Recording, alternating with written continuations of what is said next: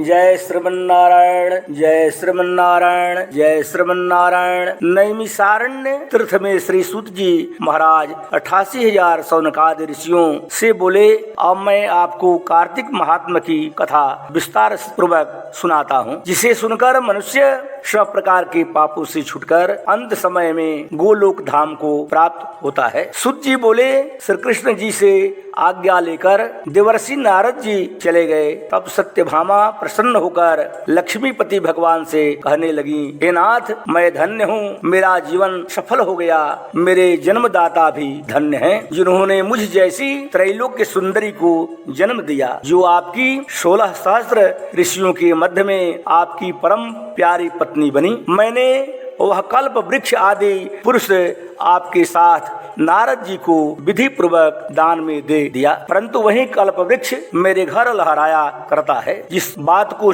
मृत्यु लोक में कोई भी स्त्री नहीं जानती। हे त्रिलोकीनाथ, मैं मधुसूदन, मैं आपसे कुछ पूछना चाहती हूँ। जो आप मुझे प्रिय कहने की इच्छा रखते हैं तो आप मुझे विस्तार पूर्वक कार्तिक महात्मा की कथा सुनाएं, जिसको सुनकर मेरा हित हो तथा जिसके करने से कल्प पर्यंत भी आप मुझसे विमुख न हो। सूत जी बोले कि सत्यभामा के ऐसे वचनों को सुनकर हंसते हुए श्री कृष्ण जी सत्यभामा का हाथ पकड़कर तथा अपने सेवकों को वहीं रोककर विलास पूर्वक युक्त अपने पत्नी को कल्प वृक्ष के नीचे ले गए और हंसकर कहने लगे कि हे प्रिय, 16,000 रानियों में से मुझे तुम प्राणों के समान प्यारी हो। तुम्हारे लिए मैंने इंद्र से तथा देवताओं से भी विरोध किया था। हे कांते, जो बात तुमने पूछी है उन अद्भुत बातों को सुनो। सूत जी बोले, एक दिन श्री कृष्ण भगवान ने सत्यभामा की प्रिय कामना के लिए गरुड़ पर सवार होकर इंद्रलोक जाकर कल्प वृक्ष मांगा।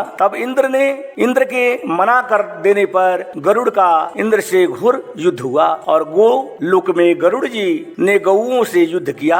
गरुड़ की चोंच की चोट से उनके कान और पूंछ कट करके गिर पड़े। उनके रुधिर से 3 वस्तु उत्पन्न हुई, कान से तंबाकू, पूंछ से गोभी और खून से मेहंदी। इन तीनों के प्रिय करने से मोक्ष प्राप्ति नहीं होती। तब गौओं ने भी क्रोध में आग भरकर गरुड़ को मारा, जिससे उनके 3 पंख टूटकर गिर पड़े। इनके पहले शंख से नीलकंठ, दूसरे से मोर, तीसरे से चकवा चकवी उत्पन्न हुए। हे प्रिय, इनके दर्शन मात्र से ही शुभ फल की प्राप्ति होती है। हे प्रिय, जब मैं हर चीज दे सकता हूँ, तुम्हारा हर एक कार्य पूरा कर सकता हूँ और हर बात तुमसे कह सकता हूँ, तो क्या तुम्हारे प्रश्न का उत्तर भी न दूंगा? हे प्रिय, जो बात तुम मेरे से पूछो उसका जवाब दूंगा। यह सुनकर सत्यभामा बोली कि हे प्रिय प्रभु, मैंने पहले जन्म में कौन कौन से दान, व्रत व जप नहीं किए हैं, मेरा कैसा स्वभाव था तथा मैं किसकी पुत्री थी और मुझे मृत्यु लोक में जन्म लेना पड़ा। मैंने ऐसे कौन से शुभ कर्म किए जिससे आपकी अर्धांगिनी हुई। अपने साथ गरुड़ पर सवार होकर मुझे इंद्रादि देवताओं के स्थानों में ले जाते हो। तब श्री कृष्ण बोले कि हे प्रिय, तुम ध्यान लगाकर सुनो। जो तुमने पूर्व जन्म में शुभ कर्म किए हैं विस्तार पूर्वक कहता हूँ। तुम उसकी किसकी पुत्री हो कहता हूँ। पूर्व समय में सतयुग के अंत में मायापुरी में अत्रि गोत्र में देवशर्मा नाम का एक ब्राह्मण वेद वेदांत का जानने वाला रहता था। वह रोज अतिथियों की सेवा, हवन और सूर्य भगवान की पूजा किया करता था। उसका तेज सूर्य के समान तेजस्वी था। उसके वृद्धावस्था में गुणवती नाम की कन्या हुई। उसका विवाह उस पितृहीन ब्राह्मण ने चंद्र नाम के अपने शिष्य के साथ कर दिया। चंद्र को अपने पुत्र के समान मानता तथा चंद्र भी उसे अपने पिता के समान सम्मान देता था। एक दिन वे दोनों कुश और समिधा लेने के लिए वन में गए। हिमालय की तलहटी में भ्रमण करते हुए उन्होंने एक राक्षस को आता हुआ देखा। उस राक्षस से भय के मारे उनके सब अंग शिथिल हो गए और भागने की सामर्थ्य भी नहीं रही। तब उस काल के सदृश राक्षस ने उन दोनों को मार डाला। उनके धर्मात्मा होने के कारण मेरे पार्षद उनको मेरे पास वैकुंठ में ले आए, क्योंकि उन्होंने आजीवन सूर्य भगवान की पूजा की थी। उस कर्म से मैंने दोनों पर अति प्रसन्न हुआ। शिव, सूर्य, गणेश भी देवी इन सब देवताओं की पूजा करने लगे। वो सब स्वर्ग को प्राप्त होते हैं। मैं एक होता हुआ भी काल और कर्मों के भेद से 5 प्रकार का होता हूँ। जैसे एक देवदत्त, पिता, भ्राता आदि नामों से बोला जाता है। जब वह दोनों विमान पर चढ़े हुए सूर्य के समान तेजस्वी रूपवान चंदन और माला धारण किए हुए मेरे भवन में आए तो दिव्य स्त्री और दिव्य चंदन आदि का भोग भोगने लगे। गुणवती की कथा। भगवान श्री कृष्ण ने कहा, हे देवी, गुणवती अपने पिता व पति को राक्षस के द्वारा मारे जाने का समाचार सुनकर बड़ा विलाप करने लगी। हे नाथ, हे पिता, मुझको त्याग कर तुम कहाँ चले गए? मैं अकेली कन्या हूँ, तुम्हारे बिना अब मैं क्या करूँ? अब मेरे भोजन और वस्त्र आदि की व्यवस्था कौन करेगा? घर में स्नेह पूर्वक मेरा पालन पोषण कौन करेगा? अब मैं कुछ नहीं कर सकती। मुझ विधवा की रक्षा कौन करेगा? मैं कहाँ जाऊँ, कहाँ रहूँ? मेरा तो अब कहीं ठिकाना नहीं रहा। इस तरह रोती और बिलखती गुणवती पछाड़ खाकर पृथ्वी पर गिर पड़ी और मूर्छित हो गई और देर तक पड़ी रही। फिर जब होश में आई तो पूर्ववत अत्यंत करुण विलाप कर शोक सागर में डूब गई। जब कुछ संभली तो उसे ध्यान आया कि मेरे पिता तथा पति की मृत्यु के पश्चात उनकी क्रिया करनी चाहिए, जिससे उनकी गति हो सके। अतः उसने अपने घर की सारी वस्तुएं बेच दी। उनके बेचने से जो पैसे उसे मिले उनसे अपने पिता और पति की श्राद्ध आदि का क्रिया की। फिर वह उसी नगर में रहती हुई भगवान विष्णु की भक्ति में 8 प्रहर रहने लगी। उसने जन्म से लेकर मृत्यु तक नियम पूर्वक सारी एकादशियों के व्रत और कार्तिक के महीने में उपवास तथा व्रत किए। हे प्रिय, ये एकादशी और कार्तिक व्रत मुझको बड़े ही प्यारे हैं। मुक्ति, भक्ति, पुत्र तथा संपत्ति को देने वाले परम पवित्र हैं। जो मनुष्य कार्तिक मास में जब तुला राशि पर सूर्य आता है तो सवेरे उठकर स्नान करते हैं, व्रत व उपासना करते हैं, वह मुझे बहुत ही प्यारे हैं। क्योंकि यदि वह बड़े पापी भी हो तो भी स्नान व व्रत के प्रभाव से उनको मोक्ष की प्राप्ति हो जाती है। इसमें जरा भी संशय नहीं है। जो मनुष्य कार्तिक में स्नान, जागरण, दीपदान तथा तुलसी के वृक्ष की रक्षा करते हैं वह साक्षात विष्णु भगवान के तुल्य हैं। जो मनुष्य कार्तिक मास में मंदिर में झाड़ू लगाते हैं, गुणवती जब प्रति वर्ष मन लगाकर कार्तिक का व्रत और भगवान विष्णु का पूजन करने लगी। हे प्रिय, एक बार वह ज्वरग्रस्त थी और दुबली हो गई थी। फिर भी किसी न किसी प्रकार गंगा स्नान के लिए चली गई। गंगा तक पहुंची भी, किंतु शीत के मारे वह बुरी तरह से कांप रही थी, एकदम ठिल हो गई। तब वह मेरे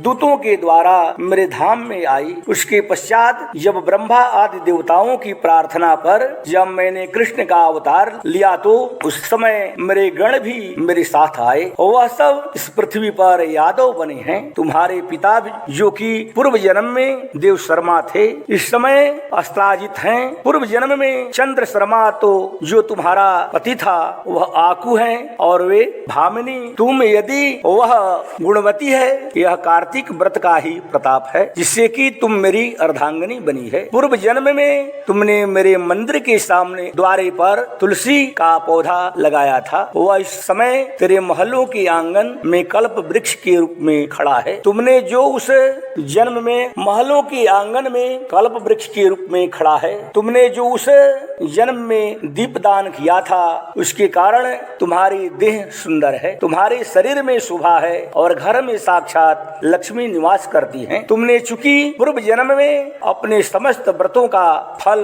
प्राप्ति फलस्वरूप विष्णु के अर्पण कर दिया था, उसी के प्रभाव से तुम इस समय मेरी प्रिय भामिनी हुई हो। पूर्व जन्म में आजीवन तुमने जो नियत से कार्तिक मास का व्रत किया था, उसका यह प्रभाव है कि मेरा और तुम्हारा कभी वियोग नहीं होगा। इस प्रकार जो कोई कार्तिक मास में व्रत आदि करते हैं वह मुझे तुम्हारे ही समान प्यारे हैं। वह लोग जो कि तुम्हारे जप तप यज्ञ आदि करते हैं, कार्तिक मास में किए गए व्रत के सामने उसका फल बहुत थोड़ा होता है। यानी कार्तिक मास के व्रतों का 16वां भाग भी नहीं है। इस तरह के सत्यभामा भगवान की श्री कृष्ण चंद्र जी महाराज से अपने पूर्व जन्म के पुण्य का प्रभाव सुनकर अति प्रसन्न है। इस तरह से सत्यभामा भगवान श्री कृष्ण चंद्र जी महाराज से अपने पूर्व जन्म के पुण्य का प्रभाव सुनकर अति प्रसन्न हुए। पानी की उत्पत्ति की कथा। सत्यभामा ने पूछा, आप सभी काल में व्यापक और सभी काल आपके आगे समान हैं, फिर यह कार्तिक मास ही सब मासों में श्रेष्ठ क्यों है? सब तिथियों में एकादशी और सब मासों में कार्तिक मास को ही आप अपना प्रिय क्यों बतलाते हैं? हे स्वामी, इसका कारण कहिए। भगवान श्री कृष्ण बोले कि हे प्रिय, तुमने मुझसे बहुत अच्छी बात पूछी है, सुनो मैं उसको इसका कारण बतलाता हूँ, आप ध्यान पूर्वक सुनो। इसी प्रकार एक बार महाराज बेन के पुत्र राजा पृथु ने प्रश्न के उत्तर में देवर्षि नारद से प्रश्न किया था और श्री नारद जी ने उसे कार्तिक मास की महिमा बतलाई थी। राजा पृथु के प्रश्न के उत्तर में देवर्षि नारद ने कहा था, हे राजन, एक समय शंख नामक एक राक्षस बड़ा बलवान और अत्याचारी खूब गुजरा है। उसके आपके अत्याचारों से उनको लोगों को कंपायमान कर दिया था। उस शंखासुर ने स्वर्ग में रहने वाले देवताओं को जीतकर इंद्र आदि 10 लोकपालों के अधिकारों को छीन लिया। उससे डरकर सभी देवता सुमेरु पर्वत की गुफाओं में कुटुंबियों के साथ बहुत दिनों तक छिपे रहे थे। वे सुमेरु पर्वत की गुफाओं में निश्चिंत होकर रहने लगे। उधर जब शंख की पता चला कि देवता आनंद से सुमेरु पर्वत पर रहने लगे हैं, तो उसने सोचा कि ऐसी कोई दिव्य शक्ति जरूर है। वह शक्ति कौन सी है जिसके कारण अपना अधिकार छिन जाने पर भी देवता बलवान होते हैं? यह सोचते सोचते वह इस परिणाम पर पहुंचा कि वह सब वेद मंत्रों के बल से ही बलवान हो रहे हैं। अगर इनके वेद छीन लिए जाए तो वह अपने आप निर्बल हो जाएंगे। देवर्षि नारद बोले कि ऐसा सोचकर असुर शंख ने भगवान विष्णु को सोते हुए देखकर सत्यलोक में वेद चुराने के लिए पहुंचा। उसको आता देखकर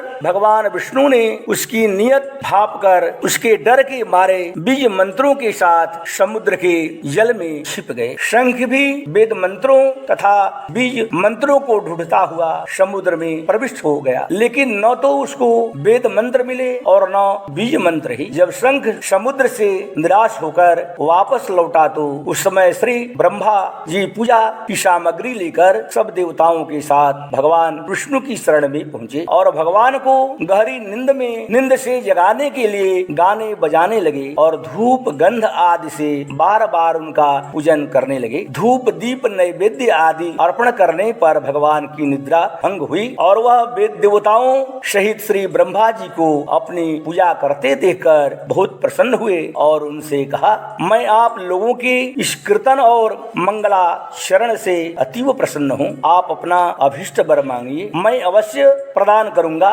जो मनुष्य आश्विन शुक्ल की एकादशी से देवोत्थनी एकादशी तक ब्रह्म मुहूर्त में उठकर मेरी अर्चना करेंगे वह तुम्हारी तरह मेरे प्रसन्न होने के कारण सुख को प्राप्त करेंगे। यह जो पाद्य अर्घ्य आचमन और जल आदि सामग्री आप लोग मेरे लिए लाए हैं वह अनंत गुणों वाली होकर आपका कल्याण करेगी। शंख जो वेद चुराकर ले गया है उसके सब समुद्र में ही है। मैं उस शंखासुर को मारकर ले आता हूँ। आज से मंत्र बीज और वेदों के साथ चारों वेद प्रति वर्ष कार्तिक मास में जल में विश्राम किया करेंगे और मैं मत्स्य का रूप धारण करके समुद्र में जाता हूँ और आप लोग भी ऋषि महर्षियों को साथ लेकर मेरे साथ चलें। जो कार्तिक मास में रात्रि पहले स्नान का फल प्राप्त करते हैं वह अज्ञात में और व्रत स्नान का फल प्राप्त करते हैं। हे देवेंद्र,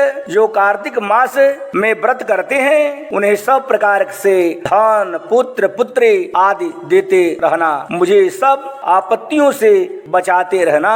हे धनपति कुबेर, मेरी आज्ञा अनुसार तुम उनका धन धान्य बढ़ाते रहना, क्योंकि इस प्रकार का आचरण करने वाला प्राणी मेरा रूप धारण करके जीवन मुक्त हो जाता है। जन्म से लेकर मरण पर्यंत जिसने विधि पूर्वक यह उत्तम व्रत का कर लिया है वह आप लोगों का भी पूजनीय है। आप लोगों ने मुझे कार्तिक शुक्ला एकादशी तिथि को जगाया है, इसलिए यह एकादशी मान्य है और मुझको प्रिय है। हे देवताओं, यह दोनों का व्रत नियम पूर्वक करने से प्राणी मेरे समीप पहुँचे हैं। इन व्रतों के करने से जो फल मिलता है वह अन्य व्रतों से नहीं मिलता, इसलिए हर मनुष्य को सुखी और निरोग रहने के लिए कार्तिक महात्म और एकादशी कथा सुनते हुए उपर्युक्त नियमों का पालन करना चाहिए। चातुर्मास के नियमों का वर्णन। नारद जी बोले, ऐसा कहकर भगवान विष्णु मछली का रूप धारण किया। विंध्याचल पर्वत पर तप कर रहे महर्षि कश्यप की अंजलि के जल में जा पहुँचे। महर्षि कश्यप ने दया करके उसे अपने कमंडल में रख लिया। जब वह उसके कमंडल की अंजलि में जब वह बड़ा रूप धारण किया तो उन्होंने उसे कुएं में डाल दिया। जब कुएं में भी न समा सकी तो उन्होंने उसे तालाब में फेंक दिया, और जब वह तालाब में न जा पहुंची तो उन्होंने उसे समुद्र में डाल दिया। वह वहां पर भी बढ़ने लगी। फिर उस मत्स्य रूपी नारायण ने उस शंखासुर को मार डाला। तत्पश्चात शंख को हाथ में लेकर बद्री वन में जा पहुँचे। बद्री नारायण में आकर उन्होंने सब ऋषि महर्षियों को बुलाकर आज्ञा दी कि पानी में इधर उधर फैले हुए वेदों को ढूंढो और उन्हें शीघ्र मिलाकर मेरे पास लाओ। तब वह मैं देवताओं के साथ श्री प्रयाग राज में ठहरा। राजा प्रभु ने नारद जी से पूछा। इसके बाद सब ऋषि महर्षियों ने इन सब बीजों सब वेद मंत्रों को ढूंढ निकाला। उन वेदों में से जो भाग जिस ऋषि को मिला वह उसी का हो गया। उस भाग में से उसी दिन से वही ऋषि कहलाए। सब वेदों को लेकर ऋषि महर्षि प्रयागराज में आए और उन्होंने वे सब भगवान विष्णु व ब्रह्मा जी को समर्पित कर दिए। ब्रह्मा जी वेदों को पाकर बड़े प्रसन्न हुए। उन्होंने देवताओं और ऋषियों के साथ अश्वमेध यज्ञ किया। यज्ञ के अंत में देवता, गंधर्व, यक्ष, नाग भगवान विष्णु को दंडवत करके प्रार्थना करने लगे। देवताओं ने कहा, हे देव, हे जगन्नाथ, हे प्रभु, हमारी प्रार्थना सुनिए। हम लोगों के हर्ष का समय है, इसलिए आप हमें वरदान दीजिए। नष्ट हुए वेद पुनः श्री ब्रह्मा जी को प्राप्त हो गए हैं। हे लक्ष्मी पते, आपकी अनुकंपा से हम देवताओं को यज्ञ का भाग भी मिला है। यह स्थान आपके प्रसाद से आज पृथ्वी भर में सर्व प्रधान, पुण्य को बढ़ाने वाला, मुक्ति तथा भक्ति को प्रदान करने वाला हो, ब्रह्महत्या आदि पापों का नाश करने वाला, परम पवित्र और अक्षज्य पुण्य देने वाला हो, यह वरदान हमें दीजिए। भगवान विष्णु ने कहा, जो कुछ आप लोगों ने कहा है वह मेरा भी ध्येय है। जैसा आप लोगों ने कहा है, यह स्थान आज से ब्रह्म क्षेत्र के नाम से पुकारा जाएगा। इस स्थान पर गंगा जी व सूर्य पुत्री यमुना जी का संगम होगा। मैं श्री ब्रह्मा जी सहित वहाँ पर निवास करूँगा। वहाँ पर किया हुआ जप तप तथा दान महान फलदायक होगा। पहले जन्म में किए हुए पाप, ब्रह्महत्या आदि भी इस तीर्थराज में स्नान करने से नष्ट हो जाएंगे। जो लोग अपने पिता आदि को वहाँ लाकर तर्पण व श्राद्ध करेंगे, उनके पिता मेरे स्वरूप को प्राप्त करेंगे और वह तीनों प्रकार की मुक्ति को प्राप्त करेंगे। मकर की संक्रांति पर माघ मास में प्रातः काल यहाँ आकर स्नान करने वालों के दर्शन मात्र से ही सब पाप नष्ट हो जाते हैं। ठीक उसी तरह जिस तरह सूर्य के तेजी से अंधकार का नाश हो जाता है। हे मुनीश्वर, मेरे वचन ध्यान पूर्वक सुनिए। मैं सर्वत्र व्याप्त रहता हुआ भी हमेशा बद्री नारायण में निवास करता हूँ। सैकड़ों वर्ष तक किसी दूसरे स्थान पर तप करने का जो फल मिलता है वही फल यहाँ एक दिन में मिल जाता है। जो मनुष्य मेरे उस स्थान बद्रिकाश्रम का दर्शन करेंगे वह जीवन मुक्त हो जाएंगे, पाप नष्ट हो जाएंगे। सूत जी बोले, ऐसा कहकर भगवान विष्णु अंतर ध्यान हो गए और देवता गण भी अपने अंशों को वहीं छोड़कर चले गए। जो मनुष्य कथा को श्रद्धा पूर्वक सुनते वह श्री प्रयागराज बद्रिकाश्रम जाने वह स्नान करने के समान फल प्राप्त करते हैं। बोलो। राजा पृथु ने कहा कि हे मुनि जी, आपने कार्तिक और माघ मास का विस्तृत फल कहा है, अब आप इसकी विधिवत स्नान करने की विधि, नियम और उद्यापन की विधि मुझे बतलाइए। देवर्षि नारद बोले कि हे राजन, आप भगवान विष्णु के अंश से उत्पन्न हुए हैं, अतः यह बात आपको मालूम ही है कि फिर भी मैं आपको यथोचित विधान बतलाता हूँ, आप ध्यान पूर्वक सुनिए। आश्विन मास के शुक्ल पक्ष की एकादशी से कार्तिक के व्रत करनी चाहिए। सुबह ब्रह्म मुहूर्त में उठकर जल का पात्र लेकर गांव से बाहर पूर्व या उत्तर दिशा में जाएं। दिन में अथवा शाम को कान पर जनेऊ चढ़ाकर पृथ्वी पर घास बिछाकर के सिर को कपड़े से ढककर मुंह को बलपूर्वक भली भांति बंद करके थूक व सांस को रोक करके मल व मूत्र का त्याग करने के पश्चात मिट्टी व जल से भली भांति अपने गुप्तांग को धोवें। एक बार लिंग को, 3 बार हाथों को, 5 बार गुदा को, 10 बार बाएं हाथ को और 7 बार दोनों हाथों का मिट्टी और जल से अच्छी तरह धोना चाहिए। यह शौच विधि गृहस्थियों के लिए बतलाई गई है। रात को इससे आधी करनी चाहिए। बीमार तथा यात्री को रात में बताई गई है, शुद्धि से भी आधी करनी चाहिए। जो मनुष्य शौच नहीं करता उसकी समस्त क्रियाएं निष्फल होती है। जो मनुष्य मुख शुद्धि नहीं करता उसके सब मंत्र निष्फल हो जाते हैं। अतः दांत और जीभ को यत्न पूर्वक शुद्ध करना चाहिए और निम्नलिखित मंत्र पढ़कर वृक्ष से दातुन तोड़नी चाहिए। हे बृहस्पति, तू आयु, बल, कृति, तेज, प्रजा, पशु, संपत्ति, महाज्ञान, बुद्धि, विद्या हमको दे। यह मंत्र पढ़कर दूध वाले वृक्ष पर से 12 अंगुल की दातुन तोड़कर करें। व्रत या श्राद्ध के दिन दातुन नहीं करना चाहिए। प्रतिपदा, अमावस्या, नवमी, छठ, रविवार को चंद्र तथा सूर्य ग्रहण में दातुन करनी चाहिए। कटीले पेड़ों, कपास, पीपल, बरगद और निर्गंध पेड़ों की दातुन करनी चाहिए। तत्पश्चात भली भांति स्नान करके फूल, माला, चंदन और पान इत्यादि पूजा की सामग्री लेकर प्रसन्न मन व भक्ति पूर्वक भगवान शंकर के मंदिर में जाना चाहिए। वहाँ सभी देवी देवताओं का अर्घ्य, आचमनी आदि वस्तुओं से अलग अलग पूजन करना चाहिए। प्रार्थना एवं प्रणाम करनी चाहिए। फिर बालकों के स्वर में स्वर मिलाकर श्री हरि का कीर्तन करना चाहिए। मंदिर में जो गायक भगवान श्री हरि का कीर्तन करने आए हों, माला, चंदन, तांबूल आदि से उनका पूजन करना चाहिए, क्योंकि देव स्थानों में भगवत कीर्तन करने वाले भी साक्षात भगवान विष्णु की ही मृत्यु होते हैं। यह लोग सतयुग में विष्णु जी की अपनी तपस्या, योग और दान द्वारा भगवान को प्रसन्न करते थे, मगर कलयुग में भगवत गुणगान ही भगवान श्री हरि को प्रसन्न करने का प्रधान साधन माना गया है। नारद जी ने राजा पृथु से कहा, हे राजन, मैंने एक बार भगवान से पूछा, हे प्रभु, आप अधिकतर कहाँ रहते हैं? यह सुनकर भगवान ने कहा कि हे नारद, मैं वैकुंठ अथवा योगियों के हृदय में भी नहीं रहता, अपितु जहाँ मेरे भक्त मेरा कीर्तन करते हैं वहाँ मैं अवश्य रहता हूँ। जो मनुष्य चंदन, माला आदि से मेरे भक्तों का पूजन करते हैं, उनसे मेरी ऐसी प्रीति होती है जैसी कि मेरे पूजन से भी नहीं हो सकती। जो मनुष्य पुण्यों की कथा तथा मेरे भक्तों द्वारा किया हुआ कीर्तन सुनकर हमारी निंदा करते, उन्हें तुम मेरा शत्रु समझिए। श्री धतुरा, गिरिया,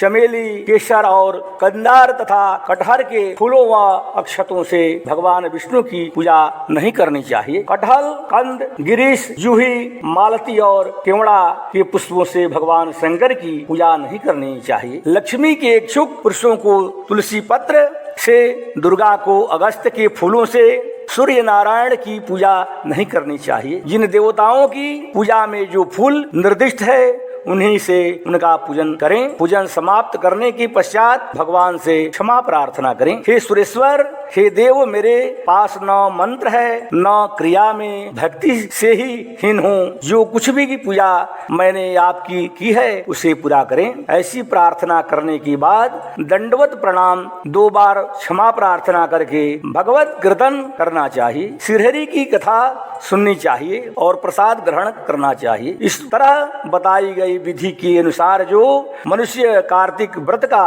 अनुष्ठान करते हैं वह संसार के सभी सुखों को भोगते हुए अंत में मुक्ति को पा जाते हैं।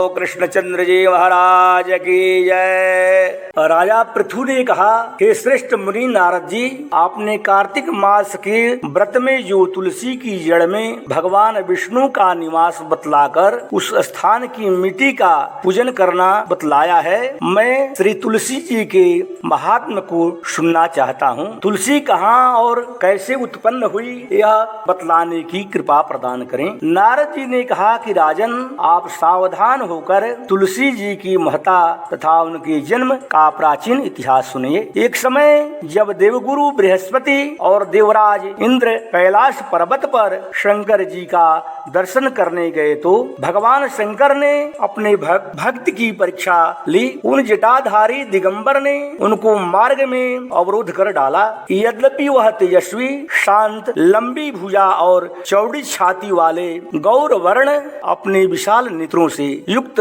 तथा सिर पर जटा धारे वैसे ही बैठे थे, तथापि उन भगवान शंकर को न पहचान कर इंद्र ने उनका नाम, धाम आदि परिचय पूछा और कहा, शंकर जी अपने स्थान पर हैं या कहीं गए हैं। इस पर उस तपस्वी ने कुछ न कहा, परंतु त्रिलोकीनाथ के ऐश्वर्य से गर्वित होकर इंद्र कब छुप रहते हैं, उन्होंने क्रोध पर तपस्वी से भुड़क कर कहा, अरे मैं पूछता हूँ, तू उत्तर क्यों नहीं देता है? मैं अभी तुझे वज्र मारता हूँ, फिर देखता हूँ तुम दुर्मति की रक्षा कौन करता है। ऐसा क्रुद्ध हो इंद्र ने ज्यों ही उस पर दिगंबर को मारने के लिए हाथ में वज्र लिया, त्यों ही भगवान शंकर ने वज्र सहित इंद्र का हाथ स्तंभित कर दिया और विकराल नेत्र कर भगवान शंकर ने उसे देखा। त्यों ही ऐसा विदित हुआ मानो वह दिगंबर प्रज्वलित हो उठा है और तेज से जला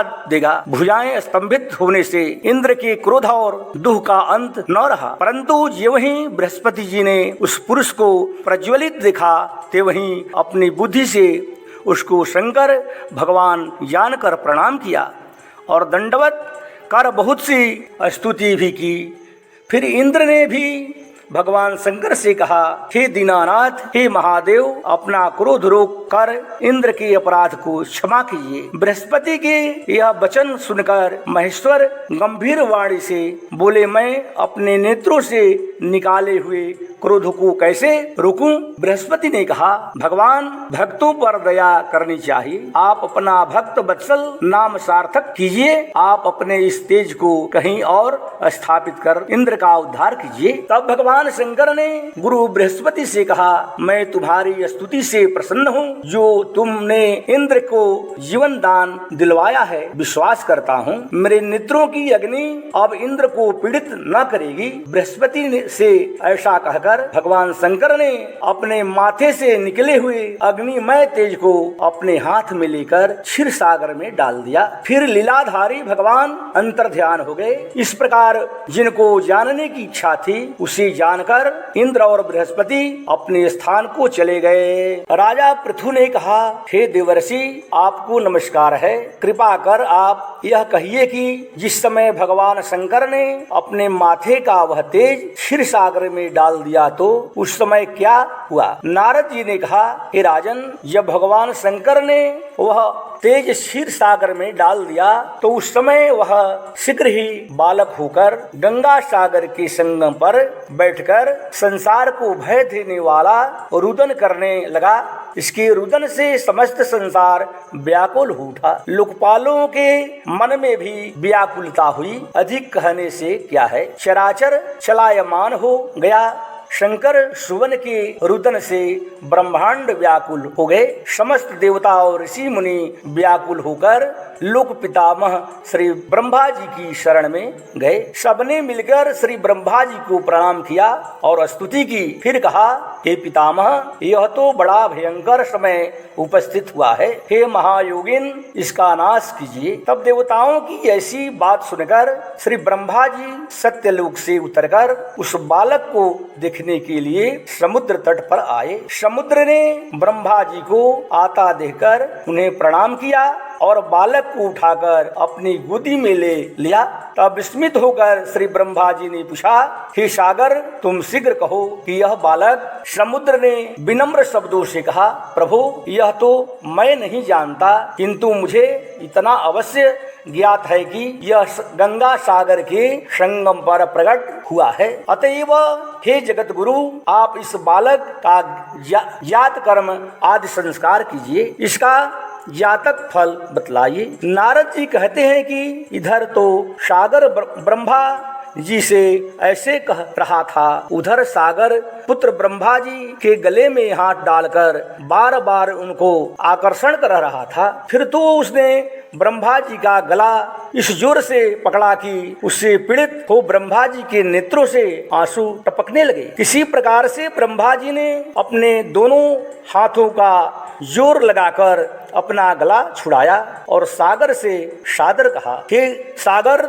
सुनो, मैं तुम्हारे पुत्र का जातक फल कहता हूँ। मेरे नेत्रों से जो यह जल निकला है, इस कारण इसका नाम जलंधर होगा। यह उत्पन्न होने के साथ ही तरुण हो गया है। इससे यह सब शास्त्रों का पारगामी, महापराक्रमी, महावीर, जवान, महायोद्धा और रण दुर्मत होगा। यह बालक सब दैत्यों का अधिपति और भगवान विष्णु को जीतने वाला होगा तथा यह कहीं भी न हारेगा। एक भगवान शंकर को छोड़कर यह सबसे अवध्य होगा। यहाँ से उत्पन्न हुआ है वहीं जाएगा। इसकी स्त्री बड़ी पतिव्रता, सौभाग्यशालिनी, सर्वांग सुंदरी और परम मनोहर, मृदुभाषिणी तथा शीलवान होगी। नारद जी कहते हैं, हे राजन, सागर सी ऐसा कहकर ब्रह्मा जी ने शुक्राचार्य को बुलाया।